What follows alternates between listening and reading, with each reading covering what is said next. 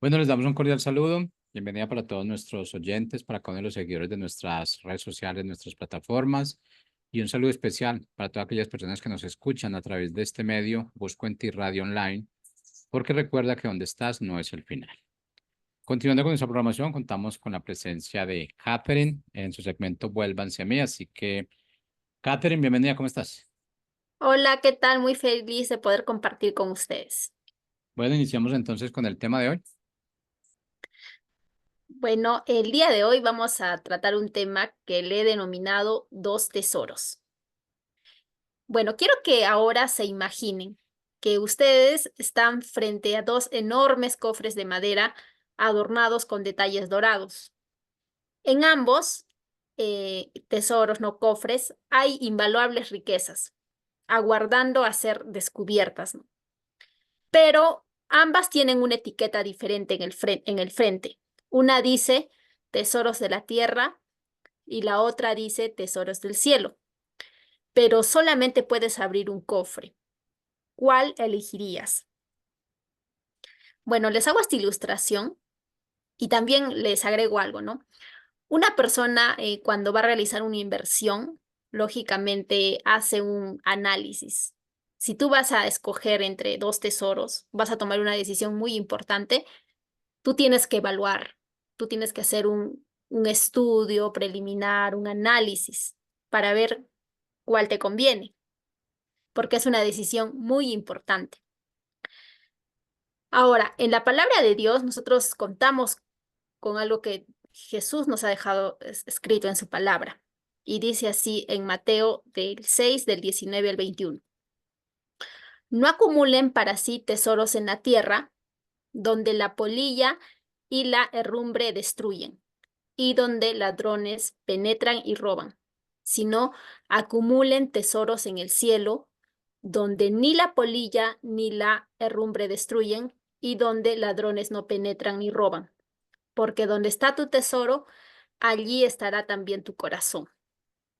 Bueno, acá nos está dando información sobre los tesoros de la tierra, sobre este cofre del que hablamos, pero también nos está hablando de los tesoros del cielo. Ahora hace una diferencia, ¿no? Dice donde la polilla y la herrumbre destruyen y donde ladrones penetran y roban. Pero dice que en los tesoros del cielo eso no ocurre. Y finalmente dice, donde está tu tesoro, allí estará también tu corazón. Bueno, si nosotros guardamos un dinero en el banco, nosotros por temas de economía sabemos que eso está sujeto a la inflación, porque cada año, ¿no? El dinero pierde valor.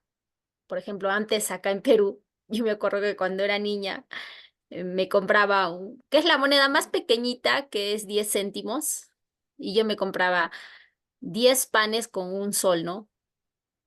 Y ahora uno compra, ¿no? Bueno, en mi moneda, que es los soles, ahora solamente puedo comprar 4 panes por un sol. Pero hace años, cuando era niñita, compraba 10 panes por un sol. Lógicamente, el dinero se ha devaluado, esa monedita de 10 céntimos ya no tiene el mismo valor, no puedes comprar lo mismo, ¿no? Entonces yo veo que el dinero físico que usamos para el intercambio ha perdido valor. Ahora, nosotros sabemos noticias, escuchamos noticias mm, económicas, noticias de política, o a veces escuchamos noticias tristes, ¿no? De que a un comerciante, a un empresario, le robaron $20,000 y así, ¿no? Ahora, respecto a los tesoros del cielo, eso no pasa, ¿no? Con los tesoros del cielo porque están bien resguardados. Entonces no están sujetos a eso, no tienen esos riesgos, ¿no? Y es más, perdura para siempre, es trascendente y no corre esos riesgos. Ahora, todos los inversionistas siempre dicen que toda inversión tiene un riesgo. Ellos hablan así. Pero acá sabemos, Jesucristo nos da esa información a través de su palabra, que en los tesoros del cielo eso no ocurre, que es algo seguro, que es algo que trasciende en el tiempo, que va más allá de nuestra propia vida. Y no hay ese peligro. Puedes dormir con la plena seguridad de que no va a venir un ladrón en la noche y lo va a robar. Entonces, tenemos que tomar una decisión. Por un lado tenemos la información de los tesoros de la tierra, que son pasajeros, porque un día todo se va a terminar y que también tienen riesgos. Pero por otro lado tenemos los tesoros del cielo, que son trascendentes y no corren esos riesgos y que van más allá de nuestras propias vidas. Y la pregunta sería, ¿cuál elegirías? Lógicamente, todos vamos a decir los tesoros del cielo, porque es algo que perdura en el tiempo. Pero siempre nuestro corazón podría tener también curiosidad por los tesoros de la tierra, ¿no? Hay esa curiosidad, sí, siendo sinceros. Pero nosotros como hijos de Dios, nosotros tenemos que invertir sabiamente. Tenemos que hacer una inversión sabia sobre cómo vamos a administrar nuestra vida y cuál va a ser la prioridad de nuestra vida, cuál va a ser nuestro tesoro mientras estemos acá, ¿no? ¿En qué vamos a invertir nuestra vida? ¿En los tesoros de la tierra o en los tesoros del cielo? Y ahora la pregunta es, ¿qué nos impide invertir sabiamente? Es el corazón. El corazón es el problema. Luego dice, donde está nuestro tesoro, allí estará nuestro corazón. ¿Por qué nuestro corazón es muchas veces lo que nos impide invertir sabiamente? Porque naturalmente nosotros seguimos lo que ha cautivado nuestro corazón. Obedecemos aquello de lo que nos hemos enamorado, de lo que amamos, ¿no? A lo que tú amas, tú le sirves. Entonces, si tú amas lo pasajero, vas a servir a lo pasajero. Y Jesús ha dejado claro que no podemos servir a dos amos, ¿no? O es a los, a los tesoros, ¿no? De esta tierra o nos vamos a enfocar, ¿no? En los tesoros del cielo. No, no podemos servir a dos amos. O lo que le dicen mamón, ¿no? Que es el tema de las riquezas. No se puede servir a Dios y a las riquezas. Ahora, la pregunta sería, ¿dónde está tu corazón? ¿Cuáles son tus prioridades? Porque donde está tu tesoro, allí estará tu corazón. Prioridad es aquello que nos mueve, a lo que le dedicamos tiempo, esfuerzo, aquello a lo que no es, aquello a lo que no estamos dispuestos a sacrificar, ¿no? También es aquello donde tú pones tu confianza. Entonces, donde tú pones tu confianza, allí está tu motivación. Y ahora, la confianza va a determinar dónde vamos a buscar primero. Imagínate si te sucede una tragedia. ¿Y qué es lo primero que se te viene a la mente? Por ejemplo, tu mamá, digamos, ¿no? Te ha ocurrido o te has olvidado, te ha ocurrido un accidente y quién es el primero en que piensas que te va a ayudar, ¿no? Por ejemplo, un ejemplo, si me pasa o me olvido, o no una tragedia, pero me olvido las llaves de mi casa y mi mamá tiene un duplicado. Entonces, como yo conozco a mi mamá, tengo una relación con mi mamá, mi primera idea que se me va a venir, yo sé de dónde voy a buscar ayuda para que me ayude a solucionar ese problema. Porque tengo una relación con mi mamá y sé información de que ella tiene las llaves y que ella me puede ayudar en esa complicación que he tenido. Porque hay una relación de confianza. Y ahora hay un salmos que dice, ¿de dónde viene mi socorro, no? Mi socorro viene de Jehová. Entonces, es tan importante la confianza, porque eso va a determinar dónde vamos a buscar primero. Y por eso es que el enemigo, Satanás, siempre va a buscar quitar la confianza en Dios. ¿Para qué? Para que pueda distorsionar nuestra motivación. Y ahí hay una pregunta muy importante. Ante situaciones de la vida que todos vivimos, siempre tenemos esta disyuntiva. O confías en el Señor o confías en el sistema de este mundo, ¿no? Y haces la jugada. Por ejemplo, en un negocio, donde tienes dos opciones, hacer las cosas correctas y obedecer los principios de la palabra de Dios, o por ahí alguien te dice, no, hagámoslos de otra manera, pero vas a quebrar principios de la palabra de Dios. Entonces, ¿en quién confías? ¿Confías más en Dios o confías más en el sistema? Y lógicamente siempre va a venir esa palabrita, ¿no? con la que el enemigo siempre nos tienta, siempre busca poner piedra de tropiezo en nuestra vida, es con que Dios ha dicho. Por ejemplo, muchas veces Dios nos invita a esperar, nos invita a poner nuestra confianza en Él y entender que las cosas son un proceso. Cuando quieres algo en la vida, Dios no te lo va a dar de inmediato, como a veces la sociedad nos enseña las cosas rápidas, las cosas sin proceso. Tenemos ahora lo que es la comida rápida, echas agua y ya tienes una sopa, pero no vemos un proceso. Entonces, como que estamos siendo bombardeados. Al igual, como no vivir procesos, sino todo tenerlo de inmediato, rápido. O sea, hay un sistema que nos invita a que sea así. Y nosotros, como nos acostumbramos a ese sistema, muchas veces Dios, cuando le pedimos algo, nosotros, Dios no es que, Dios no es el genio de la lámpara y que tú le pides algo y automáticamente va a aparecer lo que tú quieres o va a cumplir tu deseo. Porque Dios quiere y desea que nosotros podamos crecer en nuestro carácter, que podamos desarrollar una relación con Él. A Él más le interesa, más que darnos cosas, a Dios le interesa que nosotros podamos crecer en nuestro carácter. Claro que Él, como padre, nos da buenas cosas a sus hijos, porque su palabra dice así, pero Él también, como buen padre, Él desea que nosotros podamos crecer en nuestro carácter. Pero muchas veces el proceso va a implicar esperar, la espera. Entonces, durante ese tiempo, nuestra mente va a decir, no, con que Dios ha dicho que esperes, pero si lo puedes tener de inmediato. Entonces, en decisiones que tomamos, o el plan B, el famoso plan B, ¿no? Tienes el plan de Dios, pero por ahí aparece la forma. Por ejemplo, quieres tener hijos. Una mamá, por ejemplo, quiere tener hijos y de repente está esperando, ¿no? Un proceso, ¿no? Y no puede tener hijos, pero por ahí se presenta una oportunidad de que alguien le regala, por ejemplo, un niño, porque esos casos se ven, ¿no? Pero no cumpliendo la ley, digamos, que Dios también nos ordena a nosotros que nosotros podamos cumplir las leyes civiles, sino como que una persona de forma ilegal te da un bebé y uno puede tener problemas legales al hacer eso, pero tanto es el deseo de repente de una mujer de ser madre que acepta esa jugada.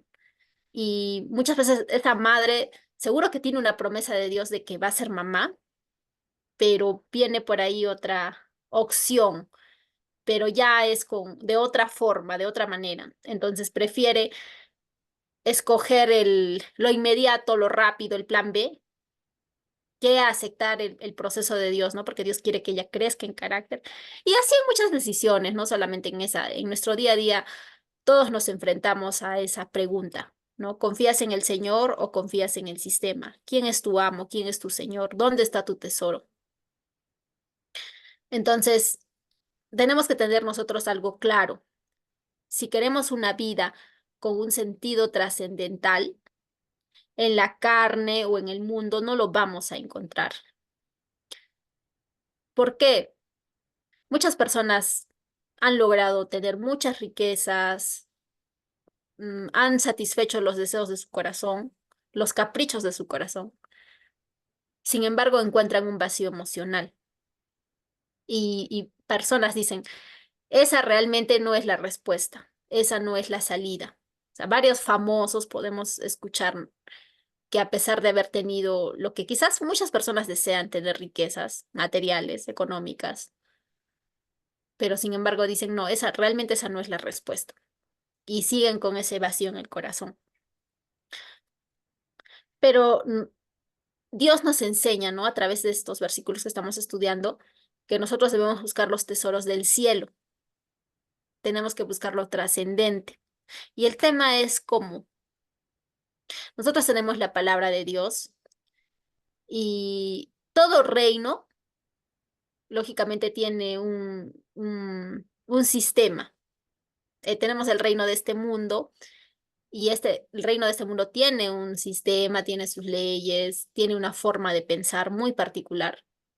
Tú cuando hablas con otras personas, cuando lees libros, cuando escuchas música, puedes identificar cómo piensa este mundo, cómo piensa la sociedad. Pero por otro lado tenemos el reino de Dios y cuando nosotros leemos la palabra de Dios, aprendemos los principios de la palabra de Dios. Y al ser del reino de Dios, al ser parte de su reino, nosotros tenemos que vivir bajo los parámetros, bajo los principios del reino de Dios. Si nosotros vivimos bajo esos principios, o sea, estamos en el mundo, pero no somos de este mundo. Estamos, lógicamente, uno tiene que obedecer las leyes civiles, pero nosotros sabemos y tenemos esa convicción en nuestro corazón de que somos parte del reino de los cielos y tenemos que vivir bajo esos principios si es que nosotros queremos una vida trascendente. Entonces, ¿cuáles son los principios de la palabra de Dios? Ejemplos. ¿Cómo tenemos una vida trascendente? Por ejemplo, la palabra de Dios dice que debemos ser humildes y limpios de corazón. Ahora, la sociedad te bombardea que uno sea orgulloso, ¿no? A que no tienes que pedir perdón, tienes que ser autosuficiente, pero la palabra de Dios dice que debemos ser humildes porque Dios resiste a los soberbios, pero da gracia a los humildes. Dios nos pide, Dios nos enseña en su palabra que debemos tener un corazón humilde, porque también dice que el corazón contrito y humillado, Dios no lo desprecia. Y nos enseña la palabra de Dios humildad y vemos eso también en el carácter de Cristo. También teniendo hambre y sed de justicia. Vivimos en una sociedad donde todos los días vemos injusticias, pero dice que nosotros debemos tener hambre y sed de justicia. Debemos ir contracorriente, ¿no? Porque la sociedad piensa de forma diferente. También mostrando misericordia.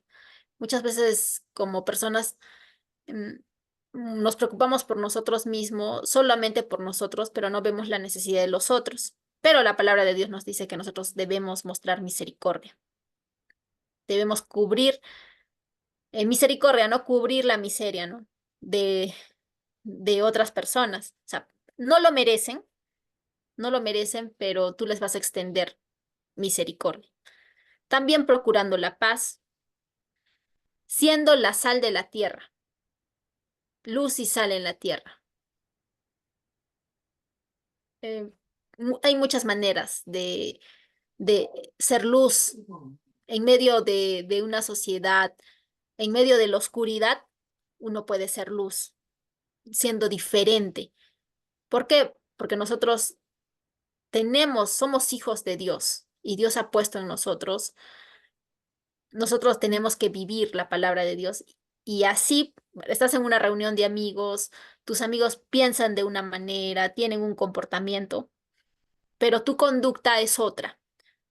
¿Por qué? Porque eres la sal de la tierra y eres la luz del mundo. Tu conducta y las personas glorificas al Padre con tu conducta. Y las personas adoran a Dios porque dicen, es la conducta de esa señorita, de ese joven es diferente, hay algo diferente en su vida. Y es porque tienes a Cristo en tu corazón. También guardando la palabra de Dios. A los esposos siendo fiel a sus esposas. También mostrando hospitalidad, mostrando apoyo a las necesidades físicas de otras personas, amando a tus enemigos, orando por los que te persiguen, practicando el perdón. Entonces son todos esos principios, y hay más, lógicamente, están en la palabra de Dios.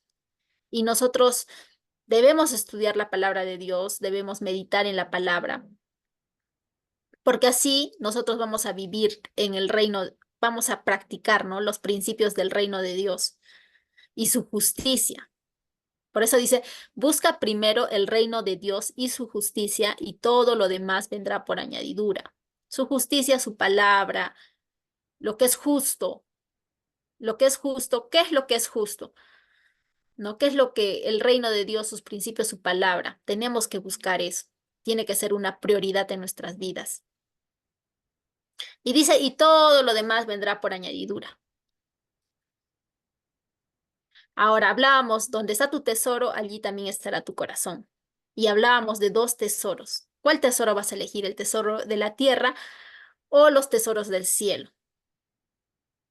Pero también cuando hablamos de la elección, que lo que nos impedía invertir sabiamente era el corazón. ¿Por qué? Porque el corazón vas a amar, o sea, vas a obedecer a lo que amas. Y ahí viene el tema del señorío.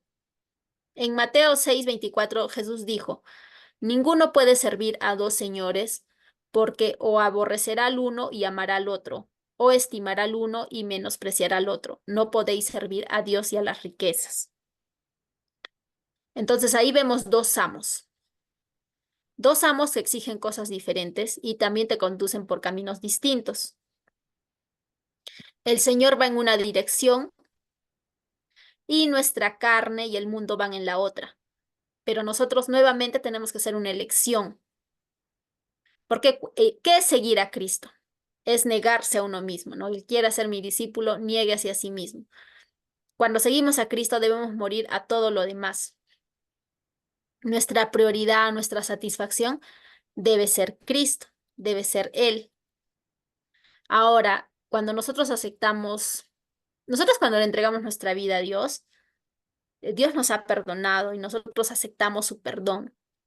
Pero hay otra cosa muy diferente que es aceptar el señorío de Dios en nuestras vidas, porque muchas veces sí hemos aceptado su perdón y hemos declarado, ¿no? Que el Señor si confesaras con tu boca que, ¿no? Que Jesucristo es el Señor y tu Salvador será salvo.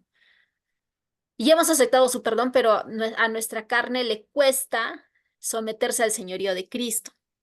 No es una lucha en nuestro interior entre el señorío de Dios y el señorío, pues no, de las cosas de este mundo. Entonces, claro, todo inicia en la salvación. Cuando cada uno de nosotros le ha entregado su vida a Dios, ese día Dios te ha hecho una nueva criatura y ha iniciado un proceso de transformación en tu vida.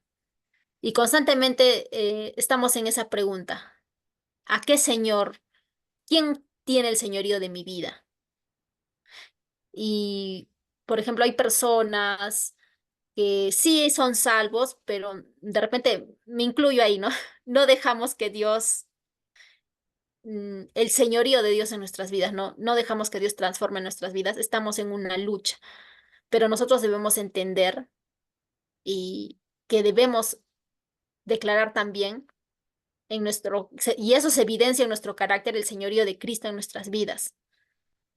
Ahora, dice ese versículo, ¿no? Busca primero el reino de Dios y su justicia y lo demás vendrá por añadidura.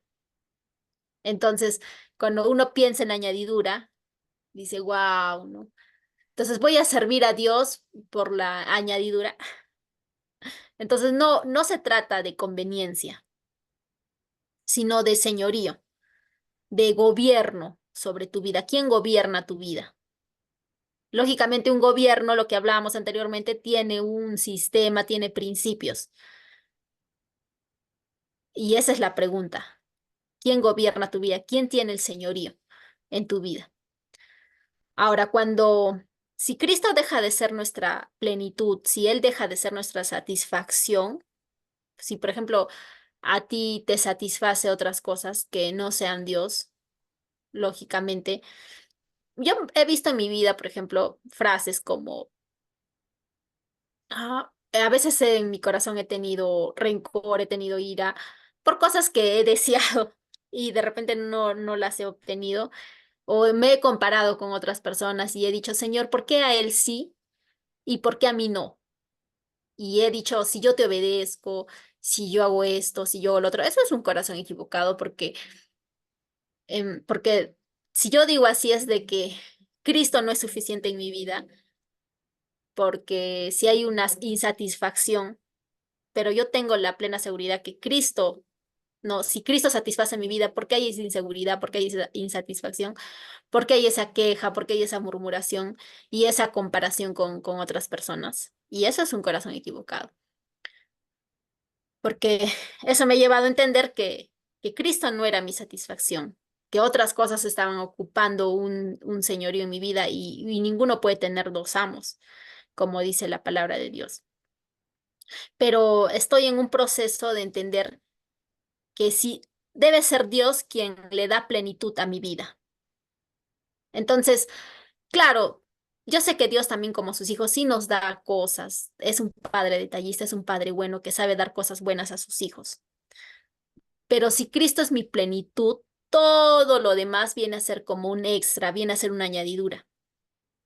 Entonces, así no tenga ciertas cosas, yo sé que eso es un extra. Y mi corazón va a estar tranquilo, mi corazón va a seguir gozoso porque tengo a Cristo. Así no tenga otras cosas que de repente yo veo, que observo, porque Cristo es mi satisfacción. Y si llegara, ¿no? Dios lo llegara a conceder, que Dios es bueno, ¿no? Yo sé que eso es una añadidura, es un extra, pero tiene que existir la convicción en mi corazón y es bueno, es un proceso, está siendo un reto de que Cristo me satisface. Y como dice esa canción, ¿no? Si te tengo a ti, lo tengo todo.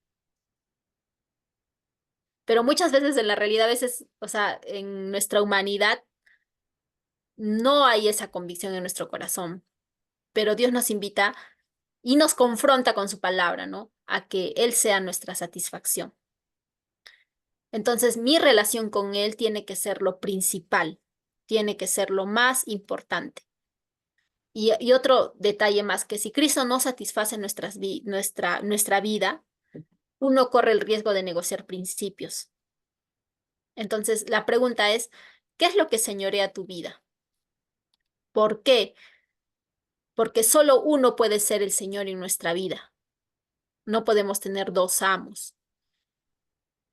Y si es que Cristo señorea nuestra vida, nosotros vamos, si nuestro corazón, ¿no? Porque hablamos al inicio que nuestro corazón era lo que nos impedía invertir sabiamente, pero si Cristo ocupa el señorío de nuestras vidas, nosotros vamos a poder elegir sabiamente y vamos a elegir entre los tesoros de la tierra y los tesoros del cielo.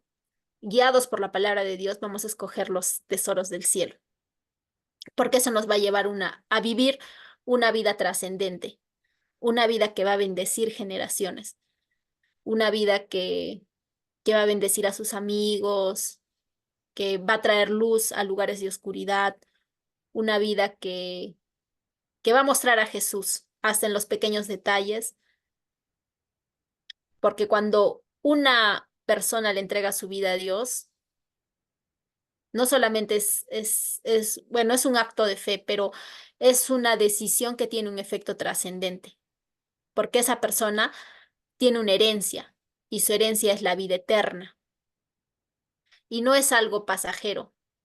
Yo le puedo dar un regalo a mi hijo, un regalo físico, pero eso es finito, ¿no? Un día se degradan, las cosas se degradan, pero la salvación, creer, ¿no? El Señor, confesar con nuestra boca que Jesucristo es el Señor, entregarle nuestra vida a Dios, eso es trascendente. Y Dios quiere que nosotros podamos vivir una vida trascendente, una vida que bendice al prójimo y que podamos el mundo vive por cosas finitas, por cosas que se acaban, pone su esperanza en ello, pone todo en ello, se arriesgan, invierten mucho dinero, pero eso finalmente se va a acabar. Pero nosotros tenemos algo eterno, tenemos algo que no tiene riesgos, que no está sujeto a robos y ese tesoro, ¿no? Nosotros también debemos compartirlo con otros y orar por las personas que están a nuestro alrededor porque para que ellos también puedan elegir sabiamente y elijan el tesoro del reino de los cielos. Bueno, que tengamos un bonito día y podamos meditar en esta palabra y podamos enfocarnos en Dios y elegir sabiamente. Gracias.